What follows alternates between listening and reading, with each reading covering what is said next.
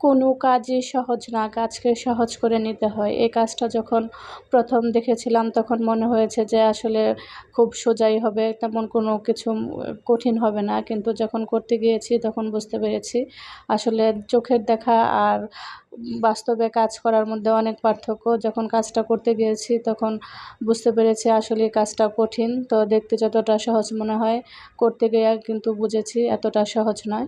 আসসালামু আলাইকুম, আশা করছি সবাই ভালো আছেন। আমার নতুন একটি ভিডিওতে সবাইকে স্বাগত জানাচ্ছি। তো আমি আপনাদের সাথে শেয়ার করেছিলাম ডেকুপেজ পেপার কিনেছি। তো ডেকুপেজ পেপার দিয়ে আমি রান্নাঘরের আমার যে জারগুলো আছে, কন্টেনারগুলো আছে, তো এগুলো আমি নতুন করে রিসাইকেলিং করছি। তো এইগুলা করতে গিয়ে বুঝতে পেরেছি আসলে কোনো কাজই সহজ না। সব কাজই আসলে প্রথম কঠিন, কিন্তু করতে করতে পরে সব কাজই সহজ হয়ে যায়। তো আমার কাছেও তাই মনে হয়েছে। প্রথম যখন কাজটা শুরু করেছি কোনোভাবেই পেপারগুলা ঠিকমতো বসাতে পারছিলাম না, শুধু ভাঁজ পড়ে যাচ্ছিল। তো যখন ৩ নাম্বারটা করেছি তখন দেখলাম যে আমার কাজটা অনেকটাই ভালো হয়েছে। আর প্রথমটা যখন করেছি তো প্রথমটা কিন্তু খুব বেশি ভালো হয়নি। আর এখানে আমি আগে একটু রং করে নিয়েছি, যেহেতু আমার এই পটগুলার মধ্যে মিল্ক, সুগার এগুলা লেখা ছিল। তো আমি চাচ্ছিলাম যে এই লেখাগুলা যাতে একটু না দেখা যায়। তো আমি একটু আগে কী বলে এটাকে, হেক্সিসোল দিয়ে ট্রাই করেছি। তো এই মার্কারের দাগগুলা ওঠানোর জন্য, কালিগুলা মূলত। তো এই কালিগুলা আসলে উঠেনি খুব বেশি, একটু রয়ে গিয়েছে। এখন আমি আবার উপরে একটু সাদা রং করে নিচ্ছি যেন বোঝা না যায়। তারপরেও এই দাগটা হালকা দেখা যাচ্ছে, কিন্তু এই কাজটা শেষ করার পরে দেখলাম যে খুব একটা বেশি বোঝা যায় না। খুব ভালো করে যখন খেয়াল করা হয় তখন বোঝা যায়। এই কাজটা আমি যখন দেখেছিলাম তখন যে বাজ পড়া অংশগুলা দেখেছি এভাবে পলিথিন আঙ্গুলে পেঁচিয়ে তারপরে এই কাজটা সোজা করে নিচ্ছিল এই ভাঁজ পড়া অংশগুলো। তখন মনে হয়েছিল যে এটা এভাবে পলিথিন পেঁচানোর কী দরকার, এভাবে তো আঙ্গুল দিয়েই সহজেই করা যায়। পরে নিজে যখন করতে গিয়েছি তখন বুঝতে পেরেছি আসলে এইভাবে এটা হয় না। অনেক সময় আঙ্গুলের মধ্যে লেগে এই পেপারটা ছিঁড়ে যায়। আর এটা যেহেতু একদম টিস্যুর মতো পাতলা একটা পেপার, তো এভাবে না করলে দেখা যায় বেশিরভাগই খুলে আসে। তো আমি প্রথম করতে গিয়ে দেখেছি আসলে আমার অনেকটা খুলে এসেছিল। তো একটা পেজ আমার নষ্ট হয়েছে, কিন্তু দ্বিতীয়বার কিন্তু আমি ঠিকই পেরেছি। যদিও আমার প্রথমটা খুব বেশি ভালো হয়নি, ভাঁজটা অনেক বেশি পড়ে গিয়েছিল। দ্বিতীয়টাতে এত বেশি পড়েনি, আর তৃতীয়টাতে একদমই পড়েনি, হালকা একটু পড়েছে। তো একটা কাজ করতে করতে মানুষের আসলে আয়ত্তে এসে যায়। তবে আমি আশা রাখি যে এই কাজটা আমি যদি করি তাহলে আরও ভালো করতে পারবো। তো আলহামদুলিল্লাহ, যে কাজটাই দেখি সে কাজটাই করতে পারি। তবে আলসেমির কারণে কোনো কাজই আসলে করা হয় না।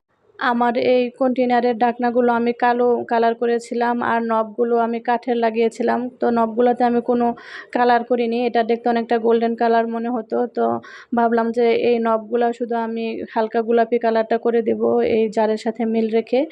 আর ঢাকনার যে কালো কালার তো সেটাই রেখে দেব, অন্য কোনো কালার করব না।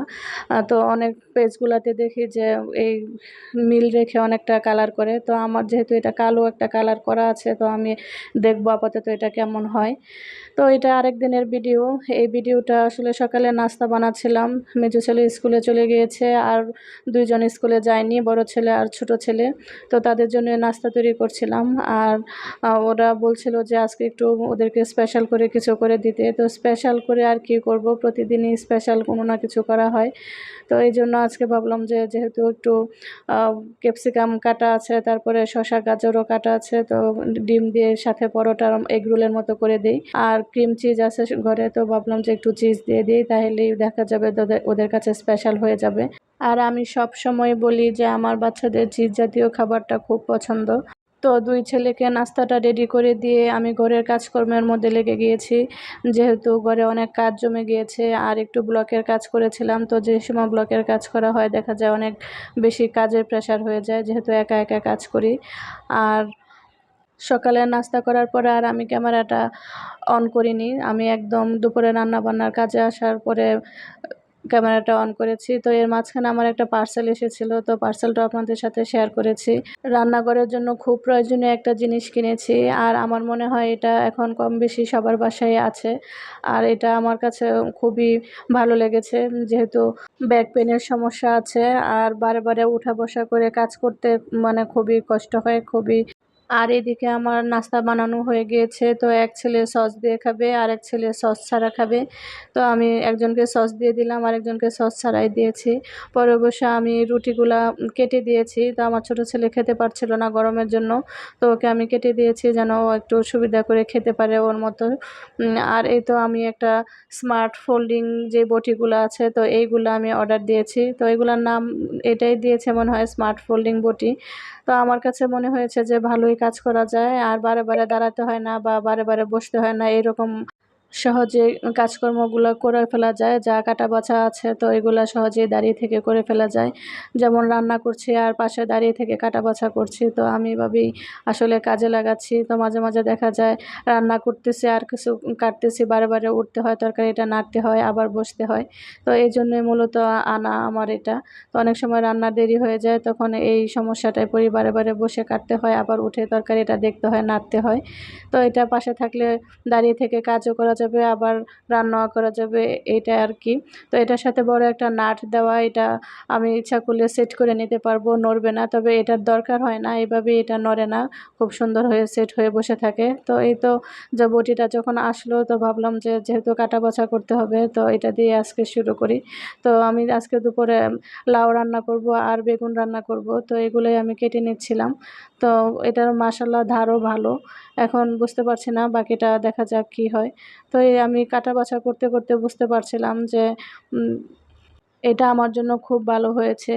আর যারা গৃহিণী আছে তারা আসলে বুঝতে পারে কোনটা তাদের জন্য ভালো হবে আর কোনটা তাদের জন্য ভালো হবে না। তো আমরা যখন কাজ করি তখন আমরা বুঝি কীভাবে কাজটা করলে আমাদের জন্য সুবিধা হবে বা কোন জিনিসটা দিয়ে কাজ করলে আমাদের জন্য সুবিধা হবে। আমার হাসব্যান্ড বলছিল যে, "তোমার তো এই ধরনের একটা আছেই, তো তুমি এই ধরনের না নিয়ে অন্য ডিজাইনের নিতে বা অন্য কিছু নিতে।" তো আমি বললাম যে, "আমার এটা তো অনেক বড়, এখানে এভাবে সেট করা যায় না। আর এটা তো ছোট, এখানে সেট করা যায়, এজন্যই এটা নেওয়া।" তো আসলে ছেলে মানুষ তো এত কিছু বুঝে না যে এটা কোনখানে সেট হবে বা কীভাবে সেট করতে হবে। তো এই তো আপনাদের সাথে কথা বলতে বলতে আমি সব কিছু কেটে নিয়েছি। তো আ ছোট চিংড়ি মাছ এনেছিল, দেশি চিংড়ি নাকি। তো আমার হাসব্যান্ড দেখা যায় যে যখন আমার কাজের মানুষ থাকে না, তখন তার ছোট মাছ খেতে মনে চায়। দেশি চিংড়ি, দেশি হাঁস, তারপরে মলাই মাছ, মানে যত ছোট মাছ আছে, যত মানে কষ্টের কাজ আছে, তো তার এগুলা মনে হয় খেতে হবে। তো আমার যখনই কাজের মানুষ থাকে না, তো তখনই আমার উপরে এই প্যারাটা আসে। তো সে এত ছোট ছোট চিংড়ি মাছ নিয়ে এসেছে, এখন কী করব? তো ফেলতেও পারি না, আবার বাছতে গেলেও অনেকটা টাইম লেগে যায়। তো যখনই বাছতে যাই তখনই খুব বেশি মেজাজ খারাপ হয় আর ওর সাথে রাগারাগি করি। তো কি আর করার, মানে চিংড়িটা খেতে আসলে খুব মজা ছিল, যেহেতু দেশি ছোট চিংড়ি। আর এ ধরনের চিংড়ি মাছ আসলে সবসময় পাওয়া যায় না। অফ ক্যামেরায় আমি আমার রান্নাবান্না শেষ করে নিয়েছি। আর রান্নাঘরে কিছু কাজকর্ম ছিল, তো সেগুলোও শেষ করে নিয়েছি। আর এই লাউটা অনেক ভালো পড়েছিল, একদম কচি। অল্প সময় লেগেছে রান্না করতে, একদম সময়ে রান্না হয়ে গিয়েছে। তো ভাবলাম যে দেবরের বাসা যেহেতু নিচে আছে, তো ওদেরকে একটু খাবার পাঠাই। তো আমার যা ওইদিন বলছিল যে ওই লাউ নিয়ে আসছিল, লাউটা একদমই ভালো পড়েনি।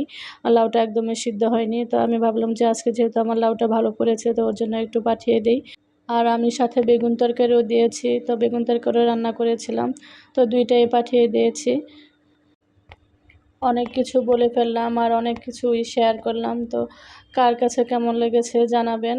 আর সবাই ভালো থাকবেন। আসসালামু আলাইকুম। আল্লাহ হাফেজ।